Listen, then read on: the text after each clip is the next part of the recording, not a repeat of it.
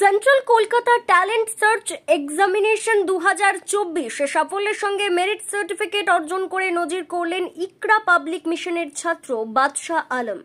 ইকরা public মিশনের প্রধান শিক্ষক বলেন, আজ আমরা গর্বিত কারণ আমাদের প্রিয় ছাত্রছাত্রীরা একের পর এক সাফল্য অর্জন করছে।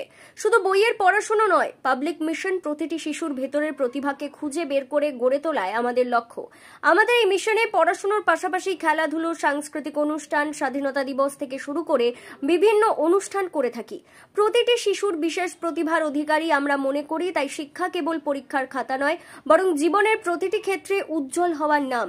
তাই আমাদের ছাত্র বাদশাহ আলম সেন্টার কলকাতার ট্যালেন্ট সার্চ এক্সামিনেশন 24 সাফল্যের সঙ্গে মেরিট সার্টিফিকেট অর্জন করে আমাদের মিশনের নাম উজ্জ্বল করেছেন।